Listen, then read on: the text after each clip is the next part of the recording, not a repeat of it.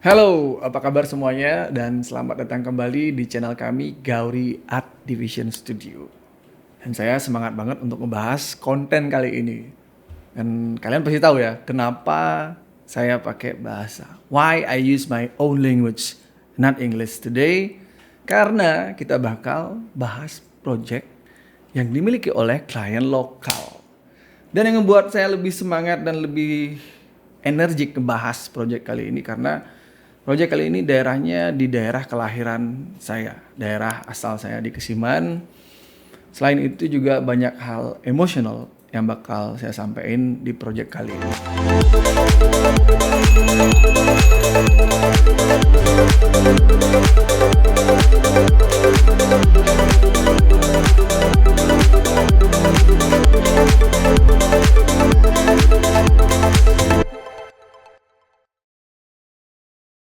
Oke, we back on the track. Sedikit cerita tentang project ini. Project ini adalah project kalau saya bilang kalau bahasa Balinya ngayah ya. Ngayah tapi nggak ngayah sepenuhnya karena ini sebuah balas jasa untuk seseorang yang pernah berjasa untuk keluarga besar kami di Puri Kesiman Pemayun. Jadi sedikit cerita, saya nama lengkap saya Gusti Ngurah Gede Damar Perbangkara. Saya berasal dari Puri Pemayun Kesiman, di mana itu keturunan kerajaan Kesiman dulu. Di modern ini situasi udah beda banget ya teman-teman. Tapi kita tetap menjaga tradisi dan warisan turun-temurun dari leluhur kita. Jadi dulu semasa kita dari zaman dahulu ya di Kesiman ini kita banyak punya pengayah atau paraan kita bilang, dan ada salah satu yang bernama Pak Sumali. Pak Sumali ini dia orang Jawa yang diangkat menjadi abdi di Puri Kesiman dan pindah agama yang pastinya ke Hindu, dan beliau sudah sangat luar biasa mengabdi kepada kerajaan kami, pada Puri kami. Jadi beliau berjasa banget dari zaman saya kecil itu sudah ada di Puri sampai sekarang. Bahkan di setiap upacara beliau selalu hadir di situ.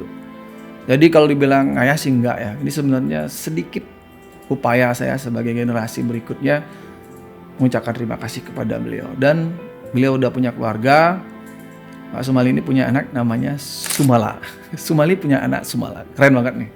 Jadi Sumali. Jadi proyek ini adalah proyek desain rumah tinggal yang ada di area Kesiman, tepatnya di Gang Melati namanya sekarang. Gang Melati ini dulu namanya Hurung Bangke. Kenapa dipanggil Hurung Bangke? Karena dari Jalan Sedak Malam ini merupakan gang atau jalan kecil yang memotong langsung ke arah Jalan Waribang Kesiman.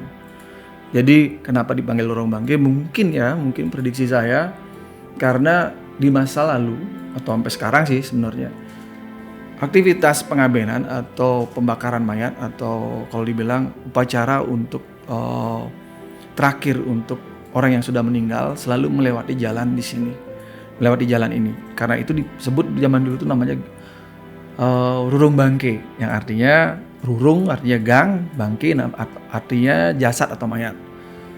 Dari zaman dahulu tempat ini agak menyeramkan kalau saya lewat di situ zaman-zaman SMA. Tapi sekarang ini udah rame, jadinya rurung rame ya mungkin karena udah banyak orang di situ. Jadi nggak lagi serem. Kadang-kadang serem tergantung situasi dan kondisi. Jadi kita back on track, sekarang kita langsung aja bahas mengenai proyeknya. Jadi generasi dari Pak Sumali ini yaitu Sumala itu teman baik kita, jadi generasi paling baru ya penerusnya, berhasil istilahnya menjalankan tugasnya sebagai seorang anak, bekerja di pesiar dan membeli sebuah lahan di area tersebut, di area Gang Melati, dan luasannya itu adalah 150 meter persegi, 150,7 meter persegi, di mana requestnya atau permintaannya adalah membuat desain untuk rumah tinggal keluarganya. Luar biasa. Jadi kalau teman-teman, kalau kita sebagai generasi mengingat tugas ya, kalau bahasa Balinya eling, kita ingat siapa kita dan apa tugas kita sebagai generasi menjaga leluhur, orang tua kita, dan bertanggung jawab untuk apa yang kita buat ke depannya.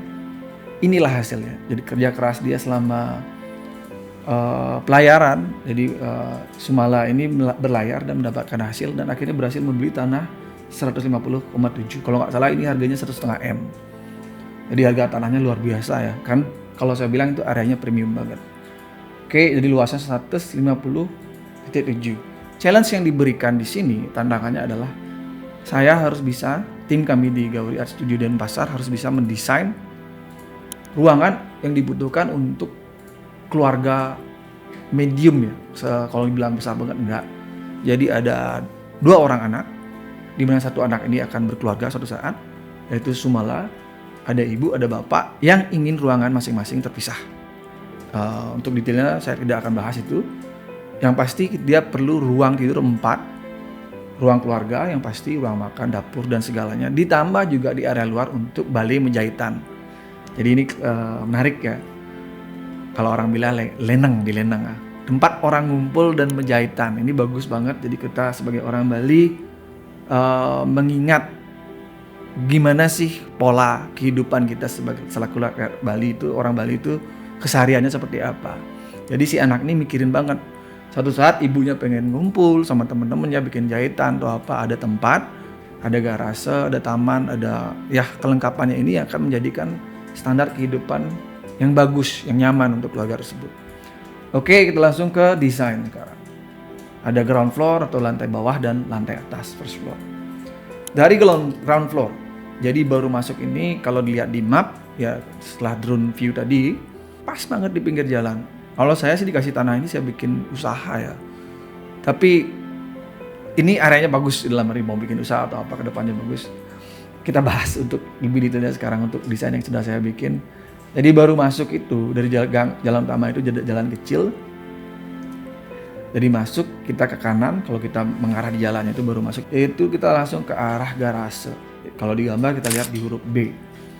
Di sebelah garase ini sudah ada balai menjahitan atau ruang duduk luar. Jadi aksesnya itu sebelah atas gambar, dia itu merupakan pintu masuk ke bangunan. Jadi parkir mobil ke kanan sedikit lurus, di ujungnya ada pelinggih dan kita masuk langsung ke area bangunan. Dan area bangunan bakal saya bahas sebentar. Jadi area A, bangunan A. Jadi ini ada lantai 1 dan lantai 2. Totalnya adalah 130,2 meter persegi. Garasi 24, balai menjahitan 5 meter persegi, dapur kotor 5 meter persegi. Di atas ada E area jemur luar pojok kiri itu. F ada merajang di bagian atas, G ada balkon dan H ada garden. Kebiasaan saya sebagai seorang arsitek mendesain, saya tidak suka dengan yang namanya desain yang dibangun pas di batas. Kenapa? Saya udah jelasin dalam bahasa Inggris sering di dalam setiap project. Tapi saya pengen tegasin banget sekali lagi buat kalian semua yang nonton video ini. Saya paham, harga tanah mahal, kita harus bangun semaksimal mungkin. Tapi jika ada sedikit kesempatan, sebaiknya tidak membangun pas di batas. Paling enggak kasih jarak 60 cm. Dimana ukuran kita di saat seperti ini 60 nih. Orang bisa jalan lurus masuk dan melakukan aktivitas perawatan rumah tersebut. Misalnya masang outdoor AC, ada bocor, ada retak, ada outlet apapun. Pencahayaan penghawaan pun juga bagus di saat kita membangun bangunan yang tidak nempel pada batasnya. Saya di sekarang ini sebenarnya membahas sesuatu yang bertolak belakang dengan kejadian yang ada di sekitar saya. Rumah saya di batas, kantor di batas, dan banyak saya lihat problemnya adalah bocor, nggak bisa ngerawat dan segala macamnya. But it is what it is. Jadi desain ini tidak nempel di batas. Sekarang kita lihat nih. Ini color plan layout yang udah dibikin oleh tim yang dipimpin oleh Luni Juliani dan timnya, luar biasa banget. Semangat. Jadi dari parkir ini kita bisa lihat ya, ruang tamu. Oh, dari parkir kita langsung masuk sebelah kanan. Color plan itu kita langsung ke ruang tamu.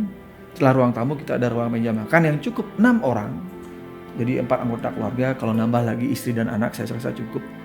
Di upgrade menjadi 8 masih bisa. Ada area dapur. Dapur itu saya bikin di area paling depan ya, di setelah parkir, karena asumsinya orang yang akan lebih sering di dapur adalah ibu. Jadi dia melihat siapa yang datang. Dan selain itu filosofi dalam agama Hindu khususnya di dapur itu ada Dewa Brahma yang akan melebur keburukan. Jadi disitulah letaknya. Lalu datang orang biasanya langsung ke dapur dulu, untuk menghilangkan malam-malam itu adalah hal-hal buruk, hal-hal yang jelek mengikuti kita dari dunia luar, dari rumah kita. Karena rumah adalah tempat yang paling aman. Oke, ada dapur. Di sebelah dapur itu kita sediakan dapur kotor. Ini ciri khas orang Bali. Nggak mungkin kita ngelawar di kitchen set ya. Hancur kitchen setnya. Jadi kita nggak mungkin nyunci panci dengan pantat gosong di dapur yang udah estetik. Disediakanlah dapur kotor luar. Dimana pas banget sama karakteristik orang Asia, khususnya Bali. Di saat perabotan atau alat-alat masak dan semuanya itu yang perlu gosoknya luar biasa, masaknya mungkin keluar api kayak nasi goreng, kita bisa lakukan itu di luar. Kalau ngangetin, ngambil yang kecil-kecil, bikin yang ala-ala chef, kita bikin di area kitchen set ini. Jadi gitu. Gitu. Nah, di bagian paling atas sudah kelihatan itu, di paling pojok bagian atas itu ada area jemur. Jadi saya berusaha sebisa mungkin melengkapi semua. Jadi di bawah ini cuma ada satu kamar mandi yang akan di-share oleh semua yang ada di bawah. Jadi ruang tidur kanan kiri menjepit satu buah kamar mandi, di mana yang unik dari desain yang saya bikin adalah the first time and ever. Pertama kalinya saya membuat ruang shower dilengkapi dengan bak mandi. Jadi saya pengen update modernisasi sebuah kamar mandi yang modern tapi tetap menjaga kebiasaan orang lokal Bali khususnya yang harus pakai centong mandi. Jadi ada di situ. Jadi tetap nyaman ya. Jadi kita kombinasikan ruangan tertutup shower dengan bak mandi yang ada di situ. Jadi kita buat senyaman dan seestetik mungkin. Walaupun ini bak mandi biasa. Jadi itu yang saya bisa jelaskan untuk lantai bawah. Tapi area tangganya juga menarik nih. Saya suka banget mendesain sebuah tangga akses tidak nempel ke batas, ke dinding. Jadi di dinding itu kita bisa isi jendela yang estetik banget, pencahayaan, dan kita bisa bikin point of view. Jika duduk di ruang makan, kita bakal enjoy view kita yang luar biasa di sebelah kanan atau sebelah kiri, tergantung orientasi duduknya. Oke, that was the ground floor. Itu ground floor. Kita lanjut ke lantai atas, color plan lantai atas. Jadi berdasarkan diskusi kemarin bla bla bla, si anak Sumala ingin ada area untuk merajan. Sama seperti perjalanan hidup saya. Apa yang pertama kali kita ingat dalam hidup? Leluhur kita, pujaan kita, Tuhan Yang Maha Esa, sedang yang dewasa, pasti dikasih jalan. Karena saya ingat proyek saya yang pertama nih di Jalan Nakula. Saya mimpin proyek yang pertama. Walaupun proyeknya agak kacau karena pengalaman pertama. Tapi itu menghasilkan rezeki yang luar biasa. Karena apa? Teman-teman, saya janji waktu itu berdarah kalau proyeknya lancar, yang jadi yang merajan untuk rumah. Jadi mesari, kalau orang bilang mesari itu berhasil mendapatkan rezeki. Hari itu ada almarhum ibu saya dan saya berhasil membangun merajan saya sendiri dari jeripayah saya sendiri. Itu yang mungkin mendasari perjalanan ini. Dan kenapa saya bilang emosional dengan proyek ini? Karena ceritanya hampir-hampir mirip perjalanan seorang anak laki-laki yang menjadi tulang punggung keluarga, berusaha, apalagi anak pertama. Sumala ini anak pertama, saya anak pertama. Ya nggak berarti kalian anak kedua dan ketiga nggak berusaha juga, sama semua pasti. Tapi emosionalnya dapat banget bagi saya. Dia berusaha sebaik mungkin mengorbankan dirinya sendiri untuk keluarganya. Jadi dia di umur 35 kalau nggak salah sekarang, yang harusnya mungkin dia udah nikah atau gimana, dia tetap bekerja dulu untuk keluarganya, keluar negeri menghasilkan penghasilan dan membangun rumah untuk keluarganya. Jadi dia fokus untuk keluarga. Jadi back to penjelasan, naik tangga itu ada ruangan santai. Di sini bakal ada 2 room dan 1 ruang spesial yang dibuat untuk dirinya sendiri. Karena dia akan bertujuan kalau nanti udah balik tiang mau bikin ruangan untuk keluarga saya. Harapannya dia bisa menikah, tinggal di Bali setelah bekerja dan dapat ruangan yang proper untuk 1 keluarga. Jadi kamar mandinya ini hampir sama dengan yang di bawah. Bedanya ada akses pintu yang connecting. Jadi ada connecting dari ruang master bed dan ruang tamu luar yang bisa dipakai oleh kamar tidur nomor 3. Nah, kita langsung ke inti pembahasan yang saya bahas barusan tentang merajan. Jadi dari ruang santai itu kita keluar ke area balkon terbuka dan connect ke area merajan. Saya itu kurang lebih ya gambaran desain yang kita udah terapin ke proyek ini. Well, that was the layout. Jadi kalau untuk konsep yang saya terapin, tim di sini di Gauri udah punya banyak pengalaman, kita sudah banyak punya perjalanan yang luar biasa dengan banyak klien. Kalau udah mengarah ke suatu ulasan tentang material, kita selalu menerapkan sesuatu yang lebih mudah. Setiap daerah punya keunggulannya masing-masing. Jimbaran dengan batu putihnya, daerah Kintamani dengan batu hitamnya, daerah Sanur dengan karangnya dan segala macamnya, atau paras dan segala macam. Jadi saya Kesiman itu identik dengan bata merah. Jadi kemarin kita sedikit banyak diskusi untuk masalah merajan. Apa sih yang mau dipakai finishing? Saya bilang, oke, lihat sekitarmu, lihat lingkungan sekitar kita. Apa yang banyak ada di situ. Jangan rubah apa yang sudah ada yang diturunkan dari sejarah nenek moyang kita. Pakailah bata merah. Akhirnya dari Sumala setuju. Dan proyek ini tidak diketahui oleh ayahnya. Dia ingin membuat kejutan mungkin. Karena hubungan anak dan ayah itu kompleks banget. Kadang-kadang bisa complicated. Jadi moga-moga ini lancar dan segera terbangun. Saat ini Sumala lagi di luar Bali, lagi berjuang. Dan dunia di sana kayaknya lagi kacau ya di luar ya. Moga-moga dia aman dan sehat. Dan saya selaku pimpinan studio sangat bersyukur sekali bisa membuat sebuah proyek ini. Tapi sebelum saya tutup, kita lihat dulu 3D-nya kayak gimana ya. Check this out.